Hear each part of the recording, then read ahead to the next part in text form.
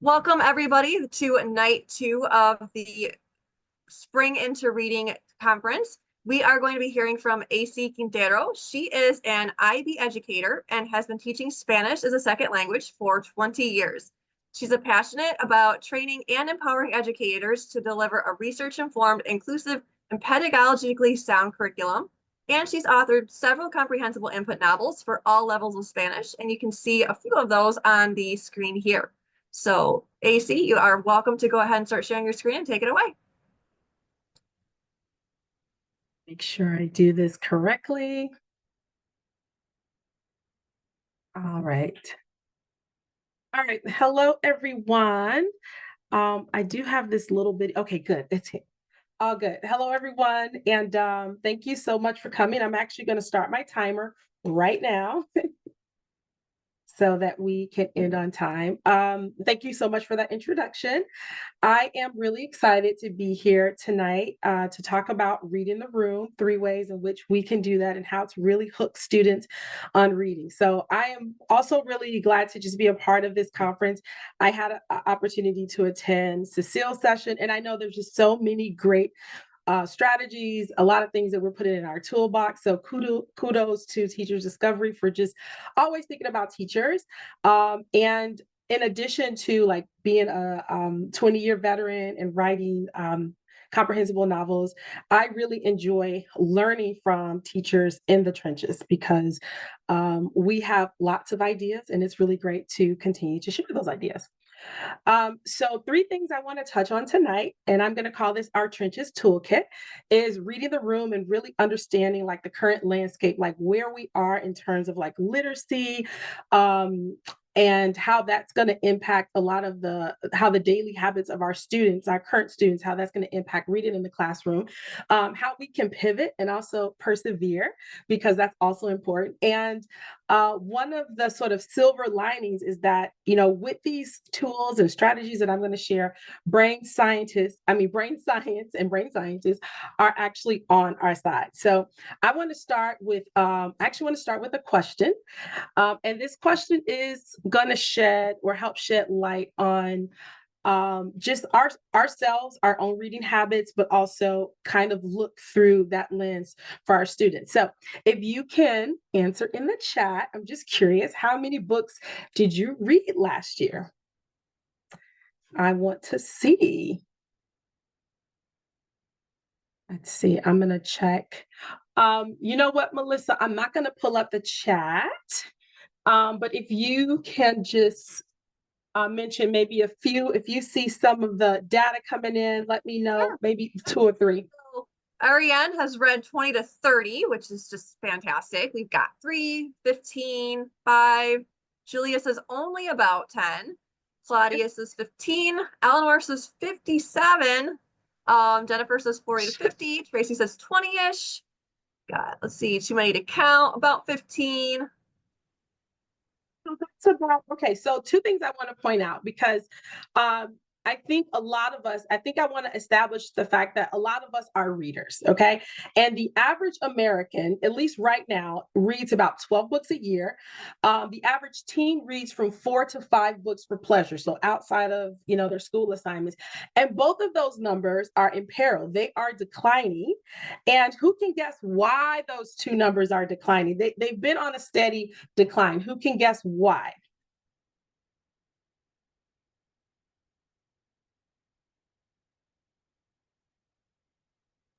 Some guesses are technology and social media. Technology again, video games, phones. Yes. And that is exactly why, because of social media, because of texting. And, I've been an educator for 20 years. And I will say, like, in these last 5 years, I think last year or the year before, I actually brought in the cell phone hotel. So I actually take phones now. I take phones because, you know, these if you think about just the nature of how students interact with their phones, it actually reminds me a lot of a casino. And I know that a lot of people have written about this. They will doom scroll, and it's such It's such a powerful and attractive lure that no matter what we're doing in the class, a lot of times we just can't compete with these attention engineers that pour so much money into grabbing students' attention. And this really does affect sort of the reading in our classrooms. And so, one of the things that I want us to understand is to realize just this unique time that we're in and that generational gap and the impact of technology and also our own habits. We have not, a lot of us are avid readers, we love reading, and we want to impose that on students, and it can be very challenging because that is just not part of, their daily, that's not part of what they do on a daily basis. We also know that social media has greatly interrupted students' reading habits.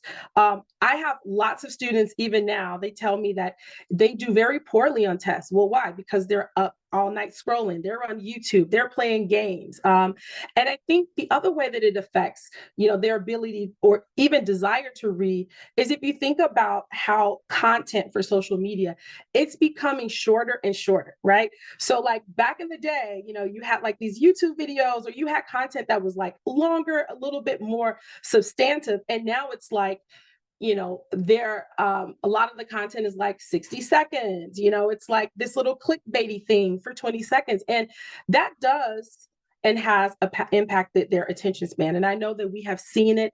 And I know that trying to compete with that and reading in class has really been an uphill battle. Okay. Now, let me just say, this does not mean that we just give up altogether. Although I have had days while I'm, trying to do free voluntary reading in the class, I've had days where I have asked myself, okay, like with all of these disruptions, dealing with certain attitudes towards reading, like, is it worth it? And I'm going to be honest with you.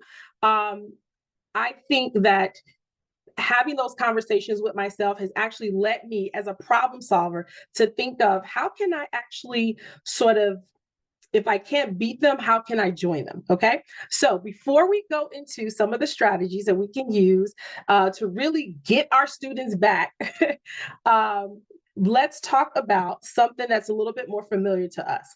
And I want to take you down memory lane. Okay. And think about when you were a child, how did your parents convince you to take unpleasant medicine? And while you're responding in the chat, I'm going to tell you, probably dating myself here, but my dad used to give me castor oil. Okay. That was what I had to take. And he would put vegetables in castor oil. So I think, I don't even know if I can really answer this. Like my parents were like super, super old school, but I do know that there are some parents who have been very creative in making sure that their children take medicine. And I'm just curious, what were some of the tactics that they used? So we've said it'll make you feel better, that it's just not a choice. Didn't have the option to say no, would have to choke it down, hold your breath. Wow, that's really okay. I didn't expect those responses. Pinch your nose. Okay, right. Okay. So what I was actually thinking of was, and those are, hey, you know what? Those are valid responses too. But I was thinking about how I remember hearing about parents putting sugar in the medicine, kind of like sugarcoating it and making it sweeter so that students wouldn't focus on like that bitter taste. And that's kind of what I want to get at with this whole like this new sort of reading landscape that has emerged, this new generation, like how can we something that they probably see as boring, they see as outdated, is not as interesting, like how can we actually get them, hook them onto reading? So have a few tricks that have worked in the past that I want to show you right now. So the first one that I think of when I think of just students and their sort of habits online, and adults too, like what makes us want to click on something? Like when you look at your phone or your watch 45 minutes later and you realize you've gone down a rabbit hole, like what was the initiator? And it really is that clickbait, right? So if you think about clickbait, you'll see something on the internet. Like, let's just say that you are going on the internet, you're doing some research, and a little video pops up on the side and it says, "This will shock you." I am so stunned after reading. Honestly, it's like I want to feel that curiosity gap. I'm just like, "Ooh, what is this?" Now, this is not what I was looking for, but now it kind of shifted my attention. And now I'm curious about what more I can learn. So at at the base at the basis of like the clickbait, it really is this strong desire, this curiosity, this natural curiosity that students have. And I think that we can actually harness this for the classroom as well, right? You'll see things like become an instant success with these three strategies. And my favorite one, which if you ever see this, please send it to me: lose weight in 10 seconds a day. I am so for that. Okay, so if you see that, please send that my way. All right, so talking about clickbait, how can we transfer this to reading, and how can we leverage this and use this to really get our students interested? So the first thing that we want to do, or that I have found very successful, is using these clickbait tactics, right? So I want to get students engaged in reading. I want them to be curious. And one of the best ways to do that is really to use high interest books to sequester their attention. And this has worked with so many different classes. Like, I feel like, I'm not like a PhD student. I always say I am an action researcher. And that just means that when I want to try something, I'll try it in different classes, I'll try it with different students. I make notes and it works. So, clickbait tactics, and that is putting before students books that just really make them want to click. Okay. So, this is sort of, your classroom is that internet page, and these books are just coming up on the side. Okay. And you want kids to go, "Oh, I want to read that. Oh, I'm curious about that. Oh, what's that about?" That really draws me in.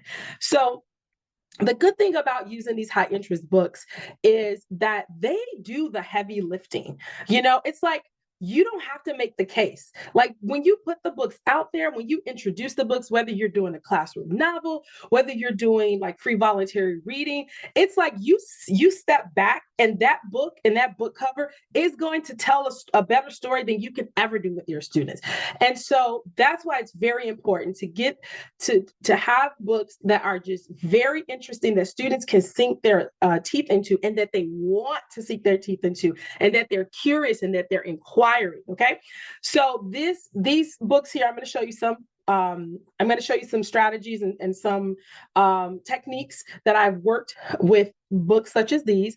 But this is going to sort of be that curiosity filled dopamine spike, because again, students are in the classroom.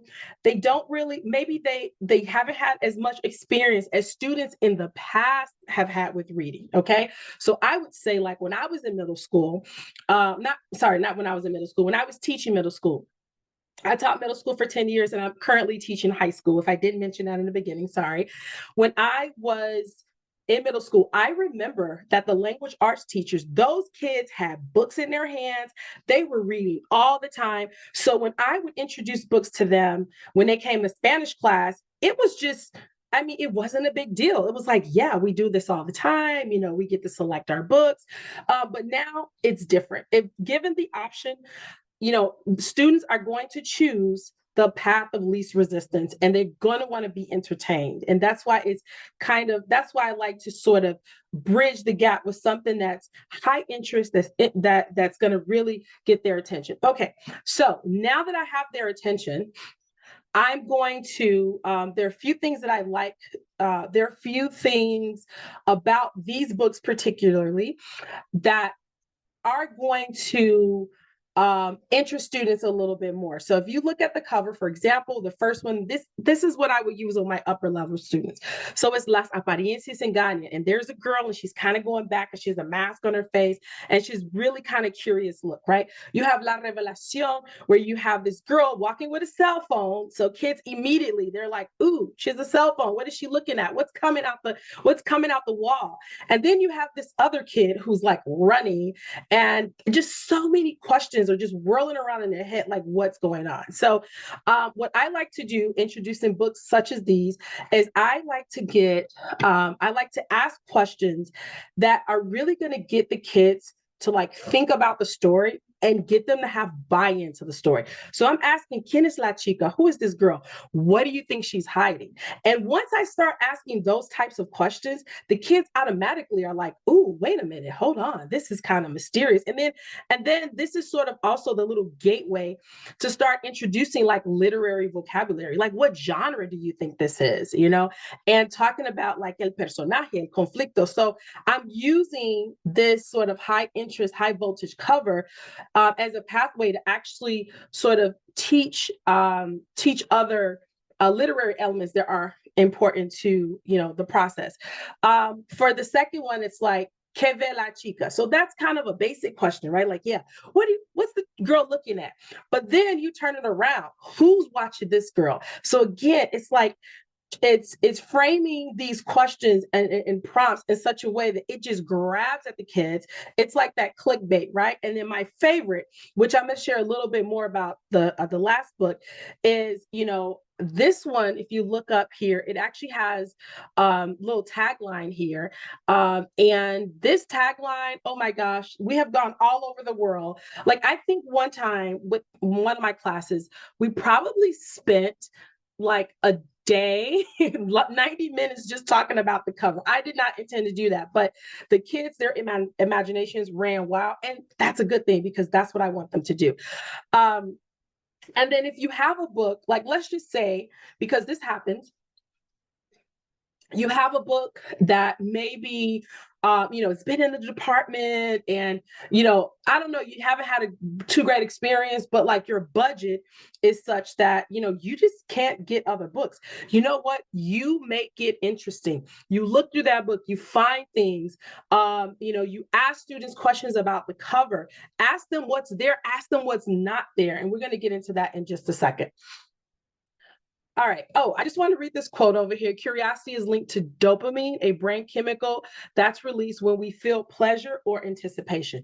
And that's what we want to build up. We want to build up that anticipation. We want kids to just give me the book already. I'm tired of doing all these activities. I want that book right now. I want to read. I want to find out.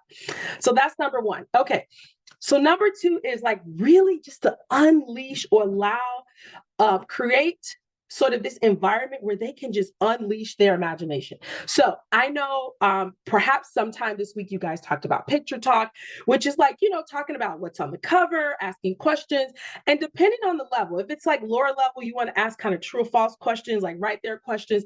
If it's a higher level, you can actually go deeper. And so what I like to do, and what really gets my kids like clicking on that book cover, is to offer ideas about what they see and then what they don't see. Okay. So I'm asking, like, okay, who is this young man? Why is he running? Who is he running from? And what's his secret? Where's he going? Will he make it? Now, again, these questions seem very basic, but when I've done this in class, the kids, they're like, oh, maybe he's running from Area 51. And I am just encouraging. They're like, maybe there's an alien invasion. Now, let me just say, this book is actually a really, it's like a high impact thriller. It's super action packed, nothing to do with aliens. Like, I have books that do incorporate aliens, but this one is not it. And I think, like, as a teacher, if you know the story, it's a temptation to try to like steer them in a different direction. But I say, nope, you know what? I want them to go for it. They came up with their government theories, conspiracy theories. And I mean, it was wild. And then once we started reading the story, it's just funny because it's like, yeah, it has nothing to do with the government, but so many memories were made, and they just were so invested because they got an opportunity to actually like imprint on this story. They got an opportunity to kind of share their ideas. So that is another way, is just kind of like letting their imagination just run wild, go with the flow, use that opportunity, to talk about different vocabulary and just have great discussion about the book as well. All right, so this is the other one. This has been lighting up those neurons. Okay, so I actually have oh gosh, you know what? Let me see. Hold on. I have to put, this is what I do when I'm teaching too. I have to put notes in the presentation for myself. I have a video too. So if we have time at the end, I'll show you a video. But another great activity to do with students is to select an interesting passage from the book. Now, it can be from the first chapter, it could be from anywhere, something that's really going to grab their attention. And I did this with my kids the other day to sort of kick off free voluntary reading. And I do have time, it's 15 minutes, and I think I just have a few more slides. So I'm going to just read the first paragraph, okay? I'm going to read the first paragraph. This is in Spanish. But the first, so this book is Las Apariencias Engañan, and it starts. And this is how I read it to the class. La chica se despertó. Abrió los ojos poco a poco. Sintió que había dormido por mucho tiempo. Ella estaba cansada y quería volver a dormir, pero no pudo. No pudo porque sentía que algo estaba mal. Tenía un dolor de cabeza terrible, pero ella nunca sufría de dolores de cabeza. Así que el dolor era inexplicable. Aún más curioso, ella no recordaba nada. Estaba mirando el techo de su dormitorio cuando de repente notó algo aterrador. No era el techo de su dormitorio y ella no estaba en su casa. Now, when I read that to students, they were like, oh my gosh, what's going on? Who is this girl? Where is she? They had so many questions. And normally when I read to kids, I didn't like, sometimes I'll give them like a little like listening sheet and they just write like a few things down. But this time, because I was reading something really short to kind of get them interested in the book, they were like, oh my gosh, they had so many questions. And that's when I knew I had them. That's when I knew I had them. Now, this was the book that we read. I read this to start off free volunteer reading. There were so many books in my library by so many different authors. And my goal was to show them that reading in Spanish, reading like comprehensible novels in Spanish doesn't have to be boring, because I think a lot of them have certain, looking at the time, a lot of them have certain notions about Spanish. Like, I don't know. I had a kid tell me the other day, they're like, did you know that there's literature in Spanish? And I'm like, of course. Like, Spanish is older than English. What are you talking about? And because they're in class and because the books are in class, they may feel a certain way. So that right there, they were like, "Ooh, I'm going to find a book like that." And so that's what I want to do. I want to invite them, to kind of come in. I want to try to appeal to all the senses, and like read with this like passion, show them my passion, for reading and my passion for literature. Also, like if I go a little further, I can pause, I can ask questions, I can have them do something where they can make predictions. They can, maybe use the future tense and make predictions on what's going to happen. Like, who is this girl? What are the secrets that she has? And one of the things that I like with this particular series, because this is part of a trilogy, we'll talk about all this stuff, and then I'll turn to them and I'll say, ¿Cuáles son los secretos que tú tienes? What are the secrets that you have? And they're always like, oh. So anyway, I think doing kind of using these strategies, in concert, and realizing like where kids are, what they're exposed to. And instead of us running away from it, instead of us complaining about it, like just look at some of the ways in which they engage and just try as much as possible to like extrapolate what works and use it back, kind of throw it right back at them so that we can get them to be interested in something that's going to help them, right? This is not brain rot. This is going to help in so many ways, right? Engage as many ways as possible. So I think I alluded to this already. I got a little ahead of myself, but with lower level students, if you have books that you're doing with your students that are level 1s, 2, and 3, you can make statements, have them point, you can have them do comparison, true, false questions. But for our upper level students, I really do encourage them with all of those, the strategies that I talked about beforehand, but also I love getting them involved by having them write their own questions about what they're seeing, because that right there, that's going to kind of be their blueprint. I mean, their blueprint for reading. Like if they go into this with like their theories, they go into this with their questions, they're looking for stuff, because they want to confirm, like, that was a great idea that I have. Let me see what this story, is about. And also, of course, developing their own theories about the story and what happened and what's going to happen. So that's how I really try to engage my students. I try to hook them on reading. And this isn't limited to excuse me, this isn't limited to comprehensible novels. I did this the other day with this book right here. Let me just go get it out of my bag.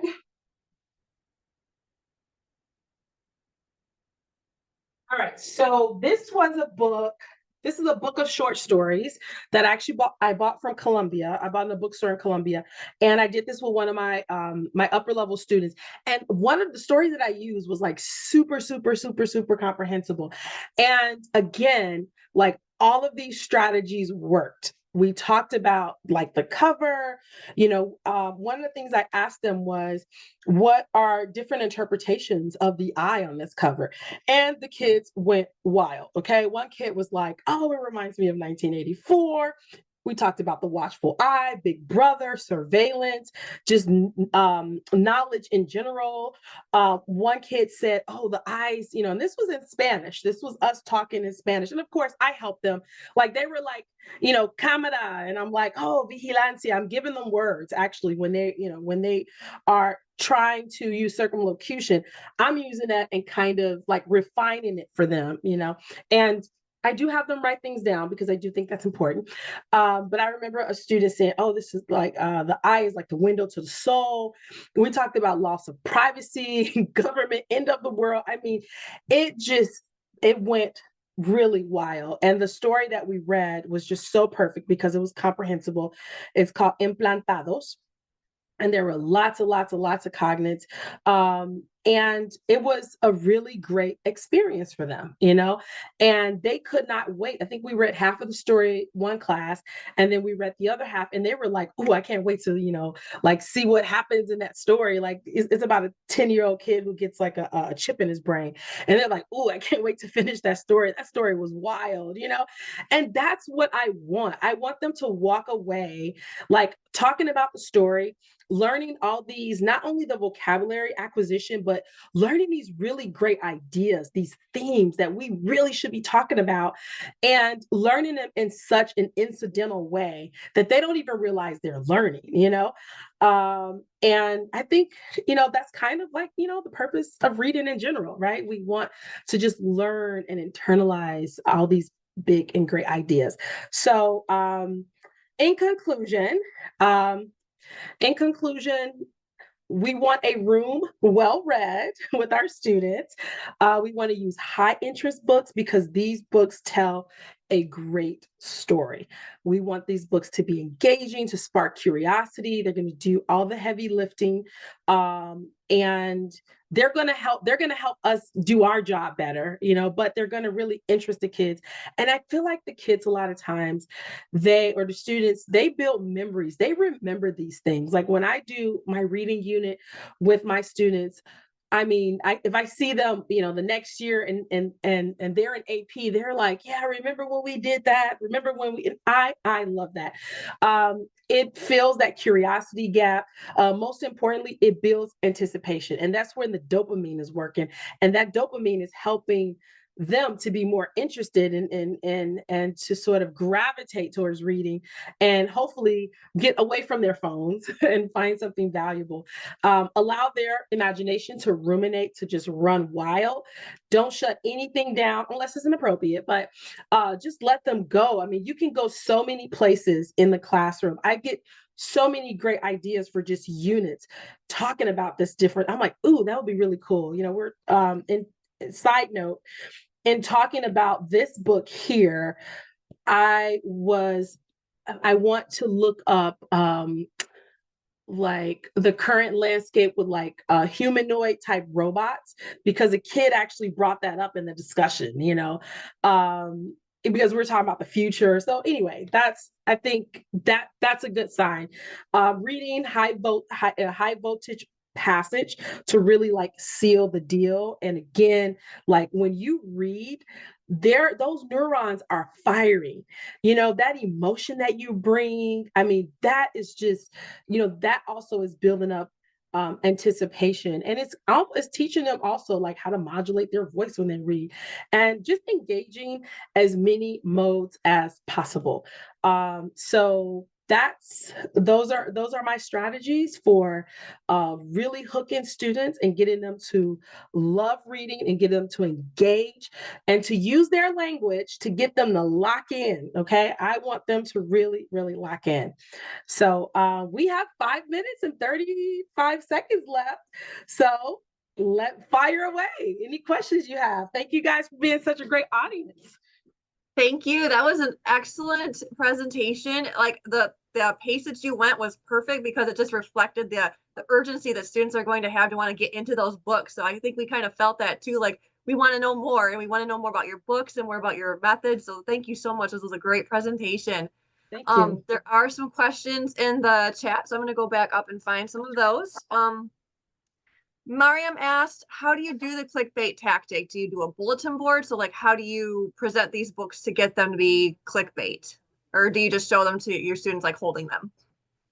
So when I do my free voluntary reading in class, I actually sometimes I display the books on the desk, but I always like to start with like a good book. I like to start with a good book because, regardless of what they pick, that's gonna help build the anticipation, and that's gonna help them to feel like, oh, I want to read something just as interesting. But I do like kind of displaying the books, so I will take them off my shelf and I'll display them so that they get a chance to kind of look at them, and they're not crawling over other students, and just picking something. Like, I want them to actually pick a book that they that they really want to read. So that's one of the things that I do. Awesome. Let me see what else I found. My chat scrolled on me, so I kind of left where I was at. In No advanced problem. levels, do you ask these questions? So the questions, like when you were showing the book's cover and having all of these questions come about it, the question was, do you let the students ask questions in English or do you make them speak in Spanish? In Spanish. I have them do them in Spanish. And I will take time to workshop certain questions. Now, it doesn't have to be perfect, but they need to attempt to do it, because that's where that neuroplasticity is coming in. Like, they need to kind of struggle with it a little bit and use that creativity and use that circumlocution. And at the end of the day, they feel proud about that. So even if the question isn't 100% right, here's the thing I've learned with kids, that they also have their own little code Spanish language. So like, even if it sounds off to you, the other kid totally gets it. They're like, yeah, bro, that's a great question. Like, they understand each other, and later, yes, I'll kind of make a list. I'll see where I need to push in, like what I need to prioritize in teaching, in, asking questions, but I have them do it in Spanish because I want them to feel comfortable with that.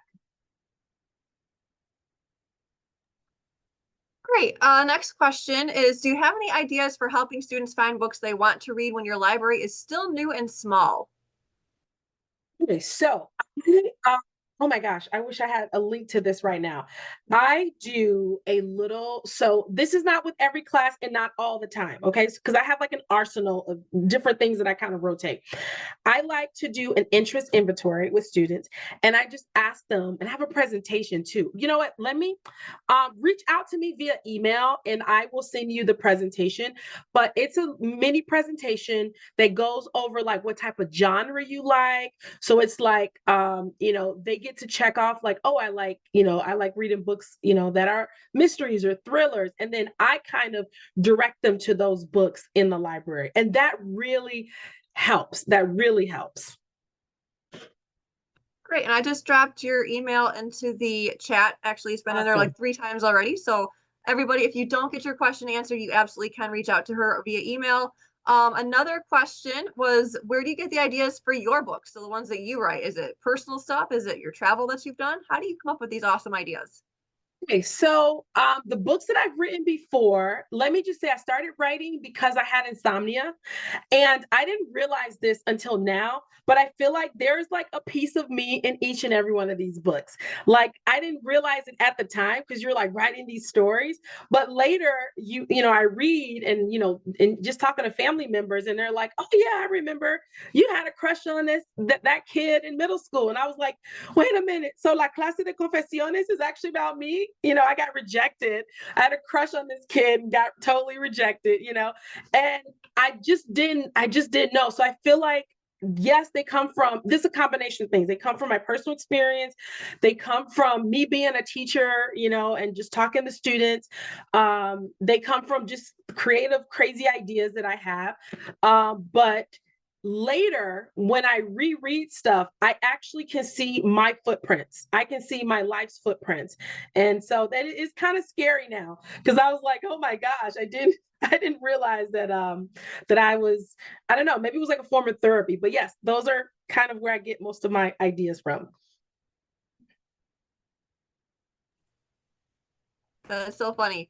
I don't see any other questions in the chat. So if somebody does have a question, go ahead and type it in, or you can unmute and ask as well. And while we're kind of waiting for people to decide if they're going to type or unmute, I'll go ahead and announce the winner of our next drawing. And this winner also gets a $30 gift card to Teachers Discovery. And that winner is Mariam Silva. So I'm going to send you congratulations. I'm going to send you a direct message, so stick around to get that message so that we can get you set up with your prize. And again, thank you so much for your presentation. It was Thank amazing. you. You still do have a few minutes, so if anybody has questions, go ahead and put them in the chat. I'll read them if I can find them. And or if you need to get up and take a break, you're welcome to do that as well. I just want to say, yeah, don't be afraid to send me an email because what I'll do is I'll wait a few days and then I'll just BCC everyone and I'll have all the questions answered. So I'm not going to just answer each email individually. So just in case you're like, oh, you're a full-time teacher in the class, I don't want to bother you. Like, no worries. I'll figure out a way and I'll just BCC everyone and answer questions and then provide that one resource that I was talking about.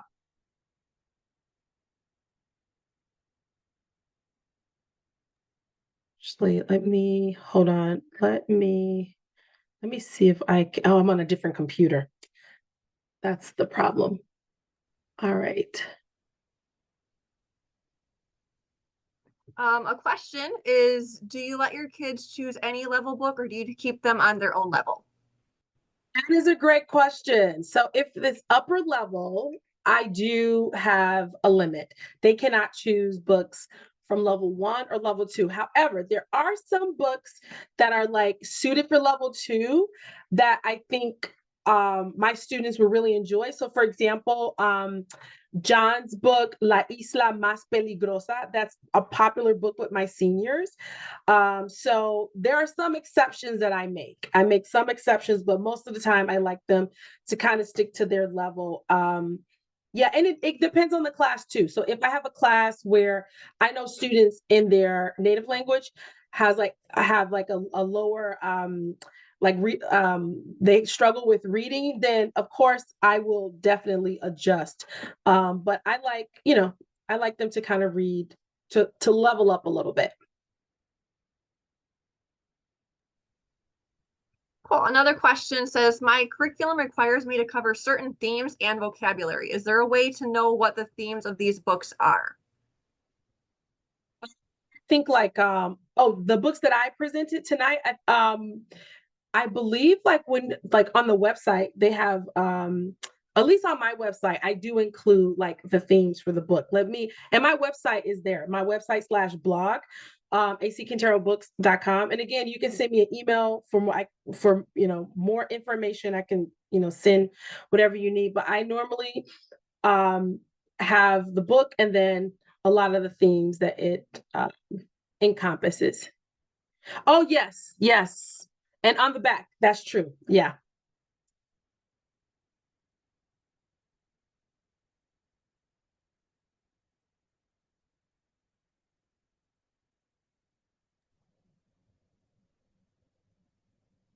It has been really nice being here with you guys. Thank you so much for coming, for taking time out of your busy schedule.